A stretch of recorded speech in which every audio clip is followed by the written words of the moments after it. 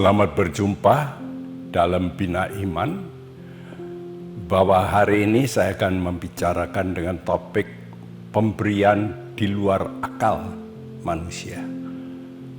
Terambil dari surat Efesus 3 ayat 20 dan 21 yang berbunyi, bagi dialah yang dapat melakukan jauh lebih banyak dari apa yang kita doakan atau pikirkan, seperti yang ternyata dari kuasa yang bekerja di dalam kita.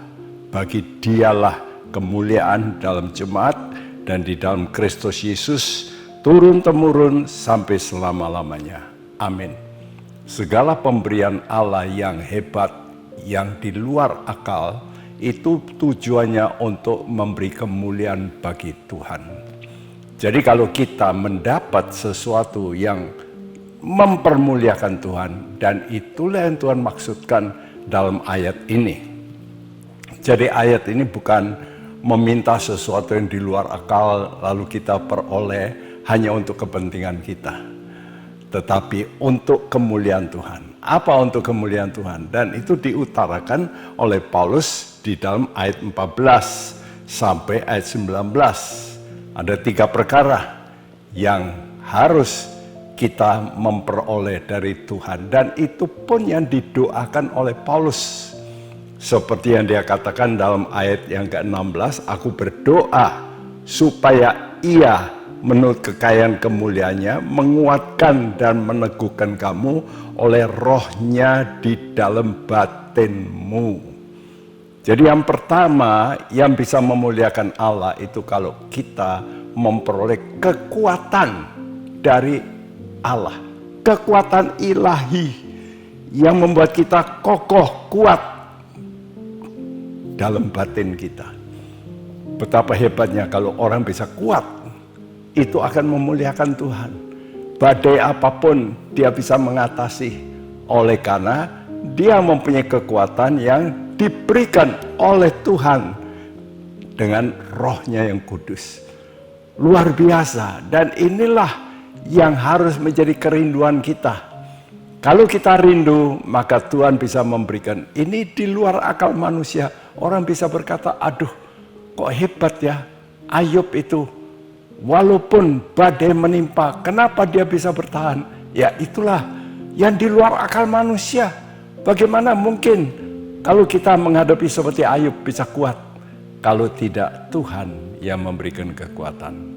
Yang kedua, apa yang Tuhan beri yang nantinya bagi kemuliaan Tuhan?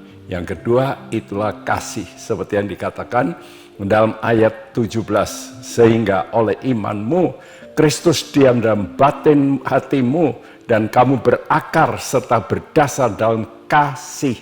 Aku berdoa supaya kamu bersama-sama segala orang kudus dapat memahami betapa lebarnya dan panjangnya dan tingginya dan dalamnya kasih Kristus, dan dapat mengenal kasih itu sekalipun melampaui segala pengetahuan. Saudara, kalau kita mempunyai kasih, namanya kasih agape. Wah, itu berkat yang di luar akal.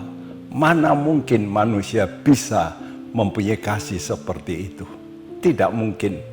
Ya, seperti yang dialami oleh rasul-rasulku, mereka bisa mengasihi Tuhan begitu rupa luar biasa, walaupun mereka harus mati syahid sekalipun. Saudaraku, hanya kasih yang Tuhan beri, yang begitu dalam, yang begitu tinggi, inilah yang namanya berkat yang di luar akal kita, yang harus kita dambakan, dan ini pun yang didoakan oleh Paulus.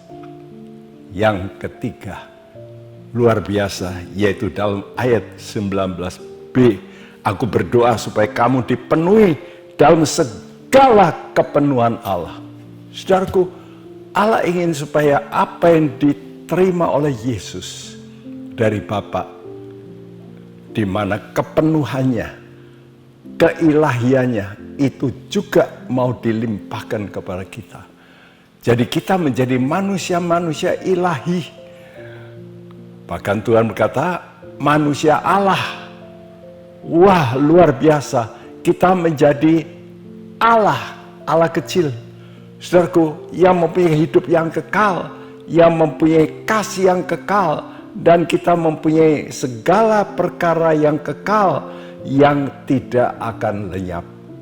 Terpujilah nama Tuhan, dan inilah yang harus kita rindukan. Mari kita berdoa. Bapa di sorga, terima kasih Engkau sanggup memberikan di luar akal kami segala hal yang Engkau sudah siapkan bagi kami untuk kemuliaan Tuhan. Terima kasih dalam nama Tuhan Yesus. Kita semua yang percaya berkata bersama, amin.